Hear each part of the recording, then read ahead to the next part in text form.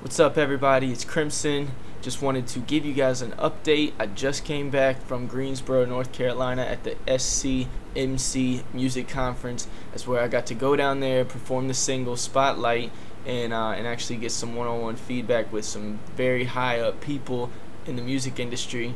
Some of the people that were there was Amir Wyndham from Atlantic Records. We had T-Mah from Konvict Muzik. We had a representative from Bad Boy Entertainment, which is P. Diddy, and you know, a lot of other guys there too. So everybody saw the song Spotlight. They heard me perform it. It was about 400 people there, and honestly, it went over really well. It was kind of funny because story of a struggling artist is technical difficulties. So while I was there, they asked, you know, for the music and everything, gave them the CD. CD didn't work.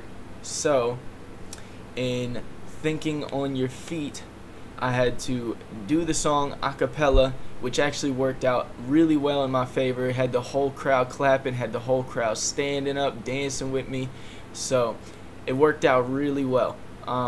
The song Spotlight got great reviews from the A&R when I had my one-on-one time with T-Mah from Konvict Muzik and Universal.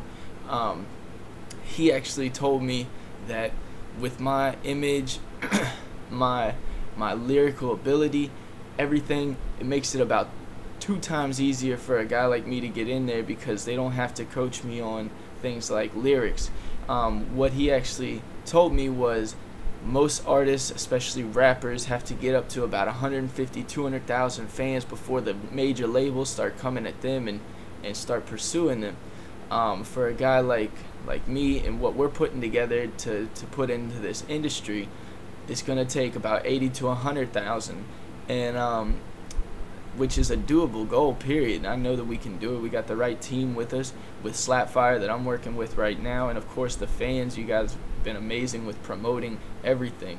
But the one thing that I wanted to let you guys know, and this is kind of a shout out to everybody that helped support Spotlight on the Coast to Coast thing with J. Cole, was when I mentioned that Spotlight is going to be on that mixtape, you should have seen their face. Just jaw dropped. These are people that make record labels millions of dollars without blinking their eyes. These are major movers and shakers in the industry, thoroughly impressed by what we put together and the fact that they hadn't heard of me yet. And so I let them know that, hey, this is something that we're going to do. This is something that my team is completely behind me on, and they are completely confident. We exchanged info, and we're gonna, you know, be in touch and watch as this thing develops. It gave me a game plan to get to that 80,000. So that's something that I need everybody to get behind and really catch the vision on. Is we're going 80,000 strong by the end of 2012. And so if you want to be a part of that, hop on it. It's Crimson Muzik with a Z-I-K. So anywhere that you go, facebook.com/Crimson Muzik. If you want to follow me on Twitter, @Crimson Muzik. My website is crimsonmusic.com. So anything that has to do with Crimson Muzik is going to help us get to that 80,000 strong. Okay? And I just wanted to let you guys know about that whole conference in Greensboro. I also brought down my girl Arliss Adu, who sings the bridge on Spotlight, that beautiful voice at the end of the song. Brought her down there with us. She got to perform one of her songs, and I'll be honest, guys, she wasn't feeling too good about it. And Arliss, if you don't like me saying that, I'm sorry, but there's a victory in everything. And check this out. When she came in to do the one-on-one, she kind of snuck in. It was like, oh, should I be here? Should I not? Whatever, but you do what you got to do in the music industry. And so gave them the CD to play as if she was getting the one-on-one attention just like everybody else that had that opportunity. They played it.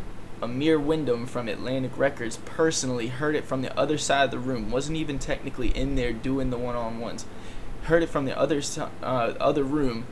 Came in and said, "Who was that?" Guy told him it was Arliss. Went up to her personally and said, "Hey, can we talk for a second?" So Arliss got to exchange some info with a huge guy. If y'all haven't heard of Atlantic Records, you don't really like music. That's really how it shakes down. But wanted to let you guys know all of that stuff just so that you know where I'm at and where this team is headed, because that's the way I think about this thing. You guys You guys, you're not just fans of music, you're part of the movement that we're putting into the industry, bringing back real substantial lyrics, bringing back real things that people connect with, talking about real stuff. We're not talking about money, chains, clubs, girls, popping bottles. We're not talking about that stuff. And music is ready for it with artists like J. Cole. You got Nicki Minaj putting songs out like Moment for Life, Super Bass, all these things that are really playing to people's emotions. That's what we've been doing for the whole time, and these major labels are starting to see that that's where the industry's headed, period. So I want to thank you guys again for being part of the movement. I want to thank you guys in advance for what you'll do to spread the movement and help it take over. We're going to take over Virginia first, and then we're going from there. Man, if we don't get 80,000 in Virginia, then we're going down south, we're going up north, we're taking over the East Coast. Man, Crimson Muzik will be a household name by the end of 2012. You can bet on it. And this is Crimson signing out. Love you guys. God bless.